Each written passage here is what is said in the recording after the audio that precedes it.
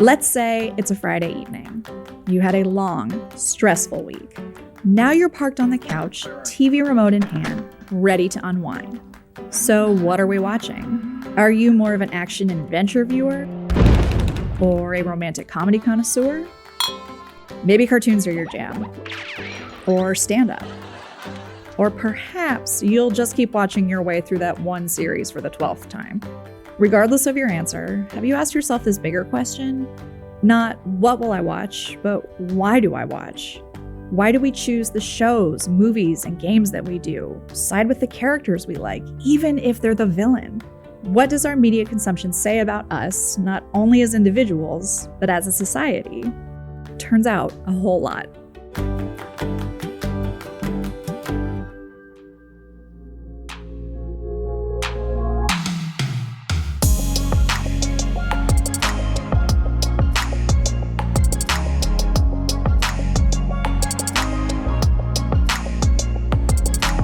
I'm Franny Lazarus, and you're listening to Now at Ohio State. We talk with researchers, innovators, and bold thinkers who look at our world, see what the real challenges are, and create the solutions that people need now. Sarah Grady's world revolves around television and film, and if that sounds fascinating, that's because it is. She is an assistant professor in the School of Communication. As a media psychologist, she studies media coping, narrative entertainment, and media effects. Basically, why we watch what we watch, and why binge watching The Office for the 20th time still feels cozy. She sits down with our Ross Bischoff to discuss her work, her research, and she shares insight as to why so many of us turn to media as a means to cope. Sarah, thank you so much for being with us today. Thanks for having me. I'm excited to be here. You have an amazing job. Tell us what you do. So I'm an assistant professor in the School of Communication here at OSU. So my work falls squarely in the realm of media psychology. I'm interested in why people watch what they watch, what they get out of it, what our motives are for our entertainment use. And I run a variety of experiments and social scientific studies to understand those processes. Your world is TV and movies. Oh, yes. I basically study why people like TV and movies, why do we play video games, what is it we're spending our free time on, and how does that impact us psychologically? We've discussed this before. There's over 500, close to 600 new scripted TV shows that come out almost every year. Why do we watch so much TV and movies? So I think there's a couple of components of that, but the one that I'm really interested in studying is the way TV and movies as structured and sort of closed-ended stories, right? A video game or a social media feed can go on forever, but a story in a traditional TV movie sense has a beginning, a middle, and an end. And so I know for me, there are times where I really want that sense of closure. And we certainly see a lot of people watch more TV and movies late in the day. When you imagine coming home from work and you need to unwind because you've been stressed out, a lot of people are more likely to watch TV or a movie as a way to distance themselves from the stressors in their daily life, to give themselves some relaxation. They sort of provide a kind of detachment in a way that can actually be psychologically really helpful, even though it sometimes gets a bad rap, as if you're escaping from your real world, you're ignoring your problems, that it's somehow terrible that we're using entertainment in this way. But actually, it's fulfilling some really valuable functions in helping us sort of recharge our batteries and reassess where we're at and, get up tomorrow and kind of live to fight another day. What do you find people try to get out of the entertainment they choose? Well, I think one of the most fascinating things, and the reason that this can be my whole career, is because we all choose different entertainment all the time. Often, it's easy to think about all of your social media feeds, or, oh my goodness, people are watching 6 hours of television a day. But it's important to think about how that content varies, and you choose different shows and different movies depending on your mood you're in, depending on how your relationships are going, depending on the other contextual factors in your life and environment and psychological state of being. And so I think one of the most interesting things for the field now is to try and differentiate what we would call a within subject variation. So I know for me, by the time Friday night rolls around, I'm tired, I'm depleted, I'm maybe stressed out about what's been happening. I want to detach. I want to focus on something else. And I often watch a lot of action movies on Friday nights. I want to see things blow up. I want to see people succeed. I want to see the world end up a better place. But that's really uncommon for me on like Monday lunchtime. If I'm working from home, chances are I'm going to be watching something entirely different than those really arresting, highly arousing types of material. And so understanding how people's choices are in the context of their life and in response to what else is going on with their world can tell us a lot about what role TV and movies can play for us. And then I think importantly, did it work or not? There are times where that can be really functional, but there's also understandably some concern that that might be dysfunctional or you're using TV to fill gaps in ways that are maybe less than healthy. There are people who actually look for stressful TV, right? Yes. Why is that? So one of the ways that I study what we get out of TV at the end of the day is through a framework of recovery. So there's a lot of stress and psychology research about like how do we deal and cope with problems. And there's several kinds of recovery. And one is a sort of sense of relaxation. And so in that framework, it'd be really normal for if you were super stressed out to want to do something really calm and watch a nature documentary or listen to classical music. But there's another type of recovery that is about psychological detachment and a sense of control. And in these cases, okay, you had a really stressful day, and the way to get out of it is to focus on something else that you do have control over, that you do have some agency in. And so I think we see people who are turning towards stressful, high-impact, dramatic content as a way to distance themselves from their lives, right? You can get really immersed in the world of Succession in a way that your everyday life sort of falls by the wayside. Can you kind of talk about how media helps us cope with stress or heartbreak or loneliness? I mean, when you're going through a tough time, why is it TV and movies kind of help move us through this? When we have a major emotional event in our life or a major stressor, it's going to take time and attention to get through it, right? We know this from the grief literature. You're not going to wake up tomorrow and be over a major heartbreak or a major loss. And sitting with that discomfort and walking through those feelings is a complicated, difficult, and sometimes lonely process. And I think one of the benefits of the vast array of stories we have at our fingertips these days is that we can find stories where people are walking a journey similar to ours. We can look for characters that know what we know, who have seen what we have seen, or who have done a thing that we are facing but we don't know how to handle. And we can use them as kind of social models of how might I handle this? How might this go from here? So, for example, probably everyone who's listening to this has had a bad breakup and you start listening to really sad songs. And traditionally, you would think in psychology, but you're sad. You would want to listen to something happy. But sometimes you need to get through the heartbreak. And having media that helps you think around and live through that process is sort of part of the healing. So why would somebody choose to watch The Office or Friends for the 1,000th time versus picking up a new show that's more difficult? And you've sort of touched on this already, but what is going on when somebody makes those decisions? There was actually just a recent survey that came out from the Pew Research Group that showed the TV shows with the most minutes streaming across all platforms were all things like New Girl and Grey's Anatomy. It's not new content that everybody's binging. It's old stuff we go back to time and again. And the work that I've been doing about this is trying to understand the amount of cognitive demand that TV takes. So, for example, really intellectually demanding content like hard-hitting documentaries or really complex plot lines are negatively associated with these relaxation outcomes. The more work you have to put into making sense of a TV show, the less relaxing it is, which makes total sense. But that's not the case for other types of media. When you have really low demand content that's super easy, you already know what's going to happen, especially stuff you've seen 10,000 times before, and you could recite it from memory if you wanted to. They provide a sense of comfort and ease. They're not taking a lot of work. They're just friendly and supportive in a way that can be very relaxing. And for a lot of people, the characters on shows that they love become like friends, right? You care about them. You are invested in their lives. There are people who still get excited about if Pam and Jim are going to get together, even at the 10th time they've seen The Office. Do you see generational differences in viewing habits? Some yes and some no. We just did a survey where we were tracking people's bedtime media use to see how it affected their sleep and sort of their next day alertness and how they felt, thinking that maybe using a lot of bedtime media might lead to procrastination, you might go to bed later. And actually one of the biggest effects we see in age groups is that older audiences are better at picking media that will help. their sense of control over what they watch and their sense of restoration from that control is much higher. Just because the more you watch TV over your life, I think the better you get at choosing what's good for you.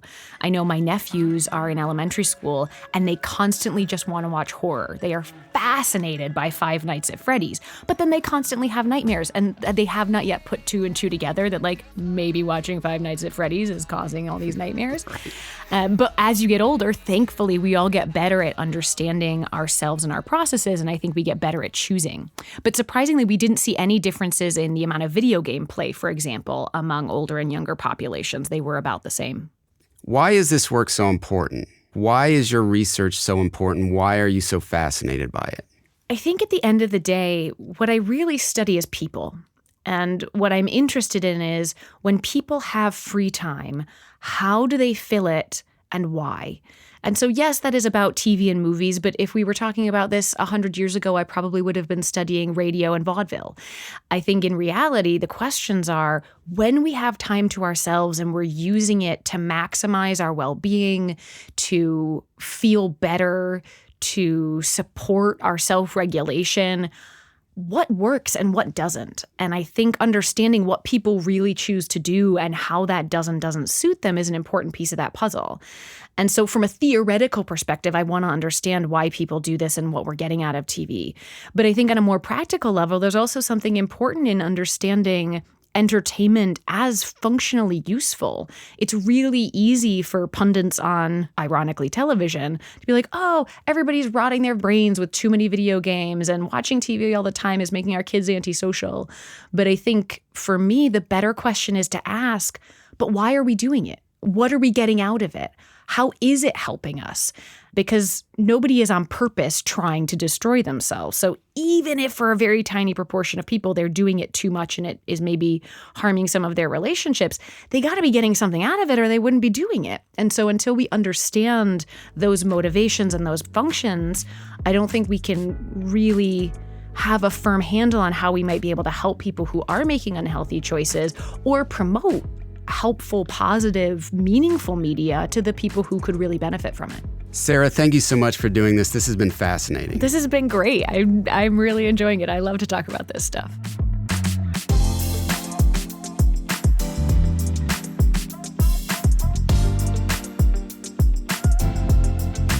Now, think for a second.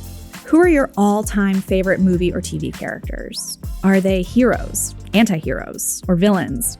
Do you know why you judge a character to be good or bad? That's what Matthew Grizzard studies as an associate professor in Ohio State's School of Communication. He talks with our Ross Bischoff about his research into popular media narratives, examining why we like stories, what makes certain characters beloved or detested, and what those perceptions say about us. Matt, thanks for joining us today. Thanks for having me. Give us an idea of what you research. My work looks at our responses to narratives, basically. So looking at why do we like certain characters, why do we dislike other characters.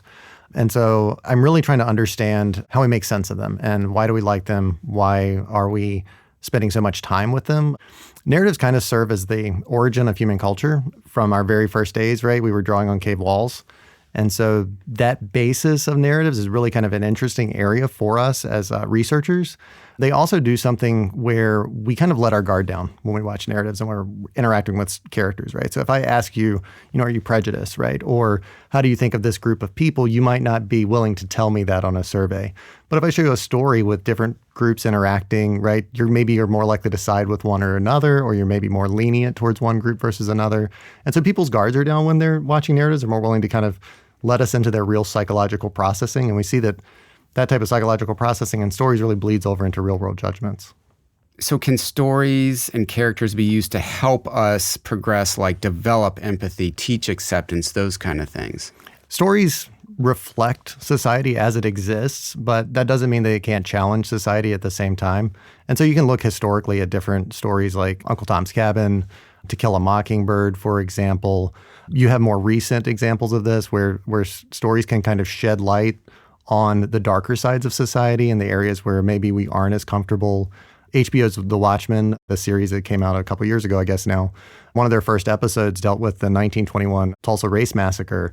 And that's something that doesn't get covered a lot in history books. We're starting to see more coverage of that, recently. But stories can kind of like point us towards areas of society where maybe we're not doing as well for one another as we should be doing. Because we're making judgments of real people in a manner that's similar to stories, how we respond to stories can absolutely change, I think, how we respond to real people. Why do we pick sides? Why do we have to do that? We have an automatic affiliation. We cannot survive on our own, right? Or even early humans, right? They could not survive on their own. They lived in groups. We are a group species. We're a social species. And so we pick sides because it facilitates us surviving. Now, the downside of that is not that we're picking our side. It's that we are seeing competition with another side. And that becomes the hard part. That's where you start to get prejudice and things like that. But even prejudice, like most prejudice that is really harmful in society is not because of denigration of the other. It's because of benefaction of the self, right? It's helping your other people that look like you or that are part of your group out that produces some of the disparities that we see in society. When you compare the way we see a character in a movie or TV show, is it similar to maybe how we see characters in social media or politics or sports? I mean, do you see those similarities? Yeah, so we are just finishing up a data collection on this right now. We submitted it to conference and we're preparing it for a journal publication where we compared people's ideas of like a real life hero and a fictional hero. We would split these real life characters into real characters you know versus real characters you don't know, right? And so that might be like, oh, my real life hero is my dad, or, a real life villain is that guy that I work with that I hate. And so real life people that we know differ considerably from characters. We don't view them as harshly in some ways, and we view them more harshly in others. But as soon as we get into this idea of like real people that we don't have direct access to, so like politicians or celebrities, we view them very similarly to characters in media. And so it seems to be this situation where maybe we view everyone as a character until we have like direct responses with them and direct interactions with them. And then that can make them seem richer to us. And so we start to see them more nuanced and less as one of these like roles of helper or villain or hero or anti-hero. Is that maybe why we see more nuanced characters, maybe a good guy with a flaw or a villain who we kind of empathize with? These types of characters, like villains with backstories, heroes that have flaws, right? One of the things that does is it makes them easier to latch onto. And so like a hero with flaws, if they overcome those flaws, that's one more thing that we can be like, yeah, that was awesome. Way to go. I really respect that, because not only have they vanquished the villain in the meantime, they've also grown as a character, and that can be a really positive thing. And then the villains or anti-heroes that have these kind of positive traits or sympathetic backstories, that can make us see them maybe as more complete characters, and it makes them more interesting. It makes us pay attention more to what they're doing, makes us more invested in the story. And so I think, writers and people who are developing these stories are seeing this as this kind of way to get the audience more involved in the story, which is going to make those endings pay off better. And you're going to come back next week maybe to see what the characters do. I've talked to you a few times now, and you're a big Tony Soprano fan, you're a big Walter White fan. I mean, explain why we like those characters a little bit, because I think you have a really interesting answer to that. Yeah, so I think one of the things that these characters do, they've been perceived as this kind of weird thing in the literature and our research literature for a while now. Like, why is it that I can root for Tony Soprano who's doing these horrible things? And we have to back up a little bit and realize, right, that our judgments of these characters aren't in isolation. Like if I met Tony Soprano in real life, I would be terrified of the man. Right. But because I'm comparing him to Phil Leotardo, or I'm comparing Walter White to Tuco Salamanca, right? Now that all of a sudden this comparison provides some daylight between these characters, and I can see, I might not agree with everything that Walt's doing, but when I'm watching this show, I want him to succeed. I don't want Tuco Salamanca to succeed. And so we have this kind of like moral relativism, or what we call it character interdependence in our research, where my judgments of the protagonist, even if they're immoral, as long as they're better than the other character, it gives me something to latch onto in the story. And so it's really kind of a comparative process that we're engaging in a lot of times with these characters. I think the thing that I find really interesting is how your research bleeds into real life. You're studying characters, but then this idea that we make the same judgments about people we see on social media or sports heroes or politicians. Mm-hmm. I think that's fascinating. Yeah, I mean, I think so too. I think, honestly, this is one of those areas where if you tell somebody you research this, they're kind of like, well, that's completely meaningless. Why would you do studies on that? Like, you're not saving the world with that.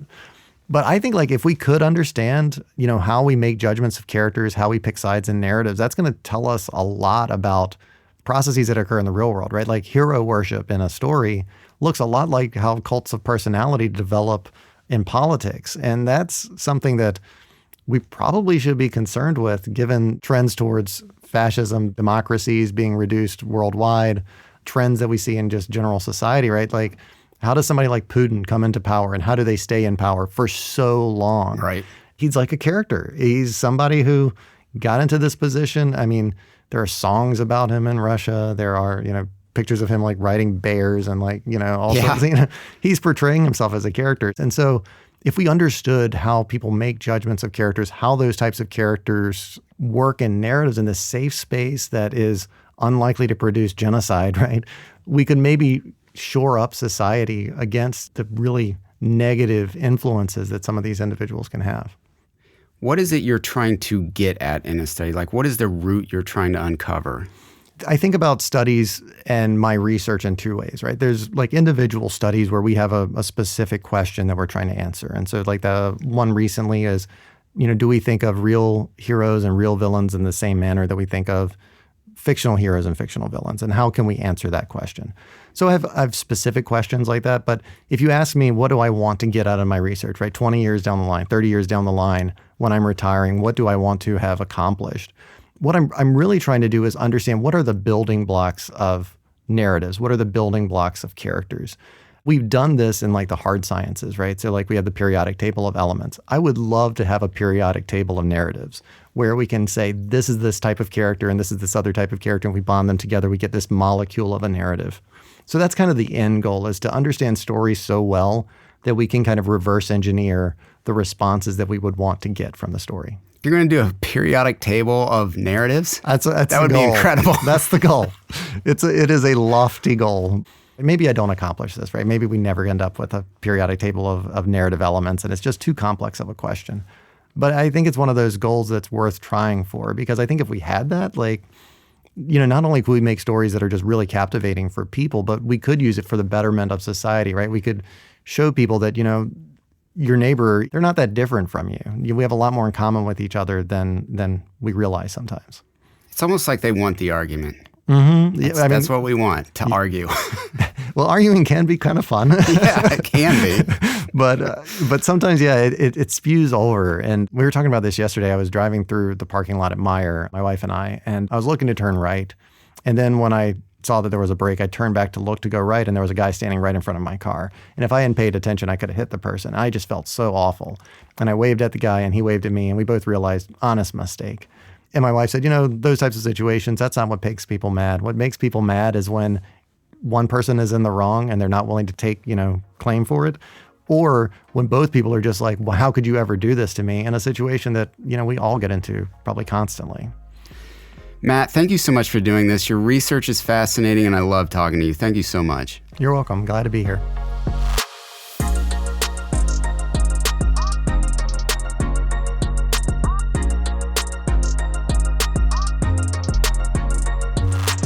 Turning on the tube isn't just a means of mental escape.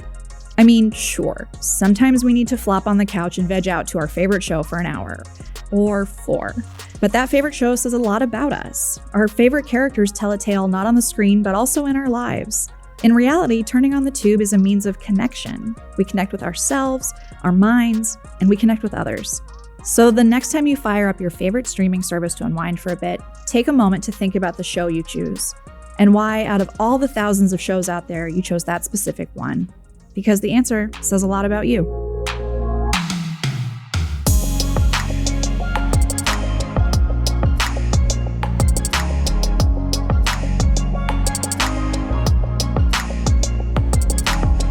Now at Ohio State is produced by The Ohio State University's Office of Marketing and Communications. For more information, visit us at go.osu.edu/now.